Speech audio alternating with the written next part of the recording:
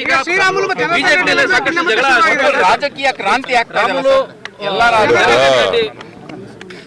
ಬಿಜೆಪಿನಲ್ಲಿ 3-4 ಗುಂಪುಗಳಿದಾವೆ.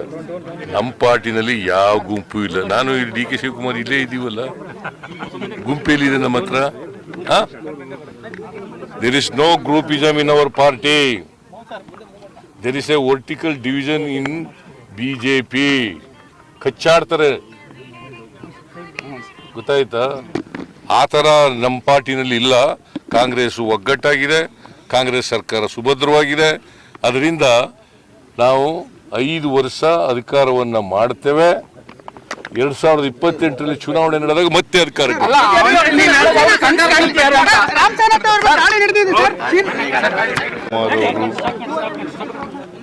ಈ ಜಿಲ್ಲೆಯ ಉಸ್ತುವಾರಿ ಸಚಿವರಾದಂಥ ಸುಧಾಕರ್ ಅವರು,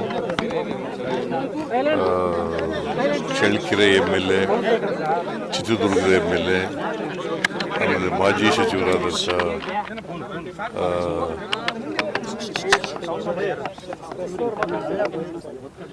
ನಾವು ಭಾಳ ಜನ ಎಲ್ಲ ಬಂದಿದ್ದೀವಿ. ನಮ್ಮ ಡೆಪ್ಟಿ ಚೀಫ್ ಮಿನಿಸ್ಟರ್ ನಾನು ಕೂಡ ಬಂದಿದ್ದೀವಿ. ವಾಣಿವಿಲಾಸ ಸಾಗರ ಅಣೆಕಟ್ಟಿಗೆ 115 ವರ್ಷಗಳ ಇತಿಹಾಸ ಇದೆ. ಇಷ್ಟೊಂದು ವರ್ಷಗಳ ಇತಿಹಾಸದಲ್ಲಿ ಈ ಅಣೆಕಟ್ಟು ಕೂಡಿ ಬಿದ್ದಿರೋದು 3 ಸಾರಿ. ಒಂದು 1933ನೇ ಇಸ್ವಿನಲ್ಲಿ, 2ನೇ ಬಾರಿ 2022ನೇ ಇಸ್ವಿನಲ್ಲಿ, 3ನೇ ಬಾರಿ ಈಗ ಸಂಕ್ರಾಂತಿ ಹಬ್ಬದ ದಿನ, ಅಂದರೆ ಜನವರಿ 14ನೇ ತಾರೀಕು. ಇದು ಕರ್ನಾಟಕದಲ್ಲಿ ಮೊದಲನೇ ಜಲಾಶಯ. ಇದನ್ನು ನಾಲ್ವಡಿ ಕೃಷ್ಣರಾಜ ಒಡೆಯರವರ ತಾಯಿ ಕೆಂಪಾಜಮ್ಮಣ್ಣಿಯವರು ಅವರ ಹೆಸರಿನಲ್ಲಿ ಕಳಿಸಿದ್ದಂಥದ್ದು. ಯಾಕಂತಂದರೆ ಅವರು ಕೆಂಪಾಜಮ್ಮಣ್ಣಿ ವಾಣಿವಿಲಾಸ ಸನ್ನಿಧಾನ ಅಂತ ಕರೆಯೋದು ಅವರಿಗೆ.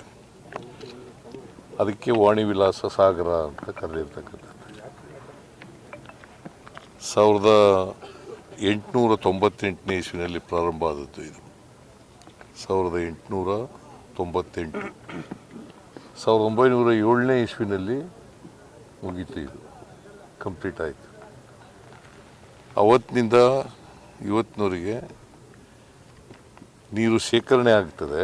ಇದರ ಕೆಪಾಸಿಟಿ ಇರ್ತಕ್ಕಂಥದ್ದು, ಈ ಡ್ಯಾಮ್ನ ಕೆಪಾಸಿಟಿ ಇರ್ತಕ್ಕಂಥದ್ದು 30 TMC ನೀರು, ಮತ್ತು 30,000 ಎಕರೆಗೆ ನೀರನ್ನು ಕೊಡ್ತಕ್ಕಂಥ ಇದು. ಈ ಜಿಲ್ಲೆಯ ಅನೇಕ ತಾಲೂಕುಗಳು ಬರಪೀಡಿತ ಅಂಥೇಳಿ ಆಗ ಹಳೆ ಮೈಸೂರಿನಲ್ಲಿ ರಾಜರ ಪ್ರತಿನಿಧಿಯಾಗಿದ್ದಂಥ ಕೆಂಪಾಜಮ್ಮಣ್ಣಿಯವರು ಈ ಕೆರೆಯನ್ನು ಕಟ್ಟಿಸಿದರು. ಅವರ ಒಡವೆಗಳನ್ನೆಲ್ಲ ಮಾರಿ ಸುಮಾರು 45 ಲಕ್ಷ ರೂಪಾಯಿಗಳು, ಆ ಕಾಲದಲ್ಲಿ 45 ಲಕ್ಷ ರೂಪಾಯಿಗಳು ಖರ್ಚು ಮಾಡಿದರು ಆಗ. ಈಗ ಕೋಟ್ಯಾಂತರ ರೂಪಾಯಿ ಆಗ್ತದೆ, ಅದು ಬೇರೆ ವಿಚಾರ. ಆಗ 45 ಲಕ್ಷ ಖರ್ಚು ಮಾಡಿದರು. ಅವ್ರ ಒಡವೆಗಳನ್ನೆಲ್ಲ ಹಡ ಇಟ್ಟು ಮಾಡಿದ್ದಂಥದ್ದು. ಈ ಭಾಗದಲ್ಲಿ ಮಳೆ ಕಡಿಮೆ, ಚಿತ್ರದುರ್ಗ ಜಿಲ್ಲೆ ಅಂತಂದರೆ ಮಳೆ ಕಡಿಮೆ. ಅದಕ್ಕೋಸ್ಕರ ಇಲ್ಲಿ ಒಂದು ಅಣೆಕಟ್ಟನ್ನು ಮಾಡಿದ್ರೆ ಈ ಭಾಗದ ಜಮೀನುಗಳಿಗೆ ನೀರು ಕೊಡಲಿಕ್ಕೆ ಸಾಧ್ಯ ಆಗ್ತದೆ ಅಂಥೇಳಿ ಇದನ್ನು, ಈ ಅಣೆಕಟ್ಟನ್ನು ಕಟ್ಟಿದ್ದರು. ಸೊ ಇದು 3ನೇ ಬಾರಿ ನೀರು ಕೋಡಿ ಬಿದ್ದಿರ್ತಕ್ಕಂಥದ್ದು, 3ನೇ ಬಾರಿ ಕೋಡಿ ಬಿದ್ದಿರ್ತಕ್ಕಂಥದ್ದು.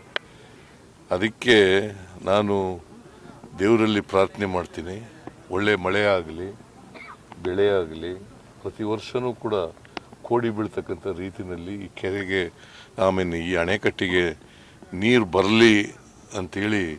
ಒಳ್ಳೆ ಮಳೆ ಆದರೆ, ಬೆಳೆ ಆದರೆ, ಒಳ್ಳೆ ಮಳೆ ಬಿದ್ದರೆ ಜಲಾಶಯ ತುಂಬುತ್ತೆ. ಜೊತೆಗೆ ತುಂಗಭದ್ರ ಅಲ್ಲ, ಅಪ್ಪರ್ ಭದ್ರ ಇದನ್ನು ಕೂಡ ಮಾಡ್ತಾ ಇದ್ದೀವಿ ನಾವು. ಸೊ ಅದು ಆದರೆ ಇದಕ್ಕೆ ಪ್ರತಿ ವರ್ಷ ನೀರು ತುಂಬಲಿಕ್ಕೆ ಸಾಧ್ಯ ಆಗ್ತದೆ. ಅದಕ್ಕೋಸ್ಕರ ಇವತ್ತು ಗಂಗಾ ಪೂಜೆಯನ್ನು ಕೂಡ ಮಾಡಿದ್ದೀವಿ ಸರ್ಕಾರದ ವತಿಯಿಂದ. ನಾನು ಮತ್ತು ಡಿ ಕೆ ಶಿವಕುಮಾರ್ ಅವರು ಜೊತೆಗೆ ಬಾಗಿನನ್ನು ಕೂಡ ಅರ್ಪಿಸಿದ್ದೀವಿ ಮತ್ತು ಪ್ರಾರ್ಥನೆ ಮಾಡಿದ್ದೀವಿ ದೇವರಲ್ಲಿ. ಪ್ರತಿ ವರ್ಷ ನೀರು ತುಂಬಲಿ, ಈ ಅಣೆಕಟ್ಟು ನೀರು ತುಂಬಲಿ, ರೈತರ ಜಮೀನುಗಳಿಗೆ ನೀರು ಸಿಗಲಿ ಅಂತೇಳಿ ಪ್ರಾರ್ಥನೆಯನ್ನು ಮಾಡಿದ್ದೀವಿ. ಅಪ್ಪರ್ ಭದ್ರಕ್ಕೆ 5300 ಕೋಟಿ ಕೊಡ್ತೀವಿ ಅಂತ 2023-24 ಬಜೆಟ್ನಲ್ಲಿ ನಿರ್ಮಲಾ ಸೀತಾರಾಮನ್ ಅವರು ಅವ್ರ ಬಜೆಟ್ನಲ್ಲೇ ಹೇಳಿದ್ರು 5300 ಕೋಟಿ ಕೊಡ್ತೀವಿ. ಆಗ ಅದೇ ಸಂದರ್ಭದಲ್ಲಿ 23-24ರಲ್ಲಿ ಇಲ್ಲಿ ಮುಖ್ಯಮಂತ್ರಿಯಾಗಿದ್ದಂಥ ಬಸವರಾಜ ಬೊಮ್ಮಾಯಿ ಅವರು ಬಜೆಟ್ ಮಂಡಿಸಿದ್ರು. ಆ ಬಜೆಟ್ನಲ್ಲೂ ಕೂಡ ಪುನರುಚ್ಚಾರ ಮಾಡಿದ್ರು 5300 ಕೋಟಿ ಕೊಡ್ತಾರೆ, ಇನ್ನೂ ಒಂದು ಹೆಜ್ಜೆ ಮುಂದೆ ಹೋಗಿ ಇದನ್ನು ರಾಷ್ಟ್ರೀಯ ಯೋಜನೆಯಾಗಿ ಮಾಡ್ತೀವಿ, ರಾಷ್ಟ್ರೀಯ ಯೋಜನೆಯಾಗಿ ಮಾಡ್ತೀವಿ ಅಂತ ಹೇಳಿದ್ರು. ಆದರೆ ಇಷ್ಟು ವರ್ಷಗಳಾದರೂ ಕೂಡ ಒಂದು ಪೈಸೆನೂ ಕೂಡ ಬಂದಿಲ್ಲ. ನಾವು ಅನೇಕ ಸಾರಿ ಕೇಂದ್ರ ಸರ್ಕಾರಕ್ಕೆ ಮನವಿ ಕೊಟ್ಟಿದ್ದೀವಿ, ಭೇಟಿ ಮಾಡಿದ್ದೀವಿ, ನಿರ್ಮಲಾ ಸೀತಾರಾಮನ್ ಭೇಟಿ ಮಾಡಿದ್ದೀವಿ, ಪ್ರಧಾನಮಂತ್ರಿಗಳನ್ನು ಭೇಟಿ ಮಾಡಿದ್ದೀವಿ, ಅಮಿತ್ ಶಾ ಭೇಟಿ ಮಾಡಿದ್ದೀವಿ. ನಮಗೆ ನೀವೇ ಒಪ್ಕೊಂಡಿರೋದು, ಅವರೇ ಬಜೆಟ್ನಲ್ಲಿ ಘೋಷಣೆ ಮಾಡಿರೋದು, ನೀವು ಒಪ್ಕೊಂಡಿದ್ದೀರಲ್ಲ ಆ ದುಡ್ಡು ನಮಗೆ ಕೊಡಿ ಅಂತ ಹೇಳಿದ್ರು ಕೂಡ ಇವತ್ತಿನವರೆಗೂ ಪೈಸೆ ಕೊಟ್ಟಿಲ್ಲ.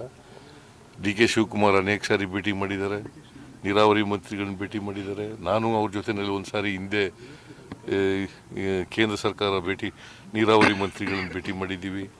ಈಗ ಇತ್ತೀಚೆಗೆ ಒಂದು ತಿಂಗಳ ಹಿಂದೆ ನಾನು ನಿರ್ಮಲಾ ಸೀತಾರಾಮನ್ ಅವ್ರು ಭೇಟಿ ಮಾಡಿ, ಯಾಕಂದರೆ ನಬಾರ್ಡ್ನಲ್ಲಿ ನಮಗೆ ಕಡಿಮೆ ಮಾಡಿಬಿಟ್ಟಿದ್ರು ದುಡ್ಡನ್ನು. ಅದೇ ಸಂದರ್ಭದಲ್ಲಿ ಇದನ್ನೂ ಕೂಡ ಪ್ರಸ್ತಾಪ ಮಾಡಿ ಇದಕ್ಕೆ ಒತ್ತಾಯ ಮಾಡ್ತಕ್ಕಂಥ ಕೆಲಸವನ್ನು ಮಾಡಿದ್ದೀವಿ. ಆದರೆ ಇವತ್ತಿನವರೆಗೆ 1 ರೂಪಾಯಿನೂ ಕೂಡ ಕೊಡಲಿಲ್ಲ. ಈಗಲೂ ಕೂಡ ಪತ್ರ ಬರೀತಾ ಇದ್ದೀನಿ ಇವತ್ತು ನಾನು, ಯಾಕಂದರೆ ಈ ಬಜೆಟ್ನೆಲ್ಲರೂ ಕೂಡ ಘೋಷಣೆ ಮಾಡಿ ಮತ್ತೆ ಈ ಬಜೆಟ್ನಲ್ಲಿ ಅದನ್ನು ಅಲೋಕೇಶನ್ ಮಾಡಿ ದುಡ್ಡು ಕೊಡಿ ಅಂತೇಳಿ ಈಗಲೂ ಕೂಡ ಒತ್ತಡ ಆಗ್ತಕ್ಕಂಥ ಪ್ರಸ್ತಾಪ ಮಾಡ್ತಕ್ಕಂಥ ಕೆಲಸವನ್ನು ಮಾಡ್ತಾ ಇದ್ದೀನಿ. ಸ್ಥಗಿತ ಆಗಿಲ್ಲ, ಎಷ್ಟು ವೇಗದಲ್ಲಿ ನಡಿಬೇಕಾಯ್ತು ಅಷ್ಟು ವೇಗದಲ್ಲಿ ನಡೀತಾ ಇಲ್ಲ, ಸ್ಥಗಿತ ಆಗಿಲ್ಲ. ಯಾರು ಹೇಳಿದವರು ನಿಮಗೆ? 800 ಕೋಟಿ ಪೇಮೆಂಟ್ ಮಾಡಿ ನಮ್ಮಿಂದ 800 ಕೋಟಿ ಈ ವರ್ಷದಲ್ಲೇ ಪೇಮೆಂಟ್. ಈ ವರ್ಷ 800 ಕೋಟಿ ಪೇಮೆಂಟ್ ಮಾಡಿದ್ದೀವಿ. ಹೆಂಗೆ ಗುತ್ತಿಗೆದಾರರೆಲ್ಲ ಹೊಂಟೋಗ್ಬಿಟ್ಟಿದ್ರು? ಯಾರು ಹೇಳ್ಕೊಟ್ಟು ಗುತ್ತಿಗೆದಾರರ? ಮತ್ತೆ ಸುಮ್ಮನೆ ಏನು ಹೇಳ್ತಾ ಇದ್ದೀವಿ? ಶುಗರ್ ಫ್ಯಾಕ್ಟರಿ ಓಪನ್ ಮಾಡಿದ್ರೆ ಅನುಕೂಲ ಆಗುತ್ತೆ, ತುಂಬಾ ರೈತರು ಓದ್ತಾ ಇದ್ದಾರೆ.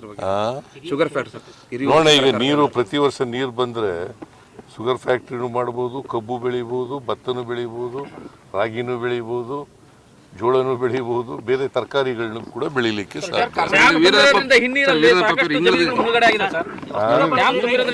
ಸಾಕಷ್ಟು ಜಮೀನುಗಳು ಮುಳುಗಡೆ ಆಗಿದೆ, ಬಹಳ ಸಂಕಷ್ಟಕ್ಕೆ ಸಿಲುಕಿದ್ದಾರೆ ಹೊಸದುರ್ಗ ತಾಲೂಕಿನ ಹೊಸದುರ್ಗಕ್ಕೆ ಜಾಸ್ತಿ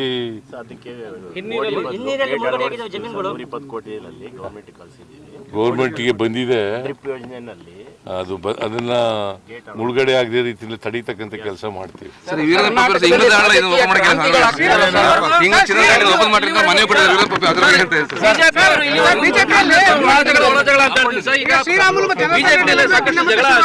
ರಾಜಕೀಯ ಕ್ರಾಂತಿ ಆಗ್ತಾ ಬಿಜೆಪಿನಲ್ಲಿ 3-4 ಗುಂಪುಗಳಿದಾವೆ. ನಮ್ಮ ಪಾರ್ಟಿನಲ್ಲಿ ಯಾವ ಗುಂಪು ಇಲ್ಲ. ನಾನು ಡಿ ಕೆ ಶಿವಕುಮಾರ್ ಇಲ್ಲೇ ಇದ್ದೀವಲ್ಲ, ಗುಂಪೇಲಿದೆ ನಮ್ಮ ಹತ್ರ. There is no groupism in our party. There is a vertical division in BJP. ಕಚ್ಚಾಡ್ತಾರೆ, ಗೊತ್ತಾಯ್ತಾ? ಆ ಥರ ನಮ್ಮ ಪಾರ್ಟಿನಲ್ಲಿ ಇಲ್ಲ. ಕಾಂಗ್ರೆಸ್ ಒಗ್ಗಟ್ಟಾಗಿದೆ, ಕಾಂಗ್ರೆಸ್ ಸರ್ಕಾರ ಸುಭದ್ರವಾಗಿದೆ. ಅದರಿಂದ ನಾವು 5 ವರ್ಷ ಅಧಿಕಾರವನ್ನು ಮಾಡ್ತೇವೆ. 2028ರಲ್ಲಿ ಚುನಾವಣೆ ನಡೆದಾಗ ಮತ್ತೆ ಅಧಿಕಾರಕ್ಕೆ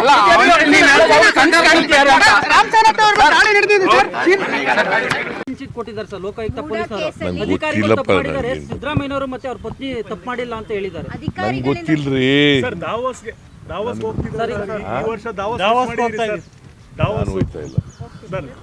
ನಾನು ಹೋಯ್ತಾ ಇಲ್ಲ. ದಾವೋಸ್ನಲ್ಲಿ ಹೋಗ್ಬೇಕಾಗಿತ್ತು, ಹೋಗ್ತಾ ಇಲ್ಲ ನಾನು. ಅಲ್ಲ ಸರ್, ಏನು ರೀಸನ್ ಏನಾದರೂ ಇದೆಯಾ ಸರ್? ರೀಸನ್ ಏನಿಲ್ಲ. ಒಂದು ಬಜೆಟ್ ಪ್ರಿಪ್ರೇಷನ್ ಮಾಡಬೇಕಾಗಿದೆ. ಸೊ ಅದಕ್ಕೋಸ್ಕರ ನಾನು ಹೋಗ್ತಾ ಇಲ್ಲ. ಮತ್ತು ಕಳೆದ ವರ್ಷನೂ ಕೂಡ ಹೋಗಿದ್ದಿಲ್ಲ ನಾನು, ಈ ವರ್ಷನೂ ಕೂಡ ಹೋಗ್ತಾ ಇಲ್ಲ. ಒಂದ್ ಕಡೆ ಸಿದ್ದರಾಮಯ್ಯ 5 ವರ್ಷ ಮುಖ್ಯಮಂತ್ರಿ ಅಂತಾರೆ, ಡಿ ಕೆ ಶಿವಕುಮಾರ್ ಮತ್ತೆ ಸತೀಶ್ ಜಾರಕಿಹೊಳಿ ಪರವಾಗಿ ಅವರ ಅಭಿಮಾನಿಗಳು ಮುಂದಿನ ಮುಖ್ಯಮಂತ್ರಿ ಅಂತೇಳಿ ಪೂಜೆಗಳು ಮಾಡ್ತಾರೆ. ನೋಡಪ್ಪ, ಅಂತಿಮವಾಗಿ ಹೈಕಮಾಂಡ್ ಏನು ಡಿಸಿಷನ್ ಮಾಡ್ತದೆ ಅದೇ ಅಂತಿಮ.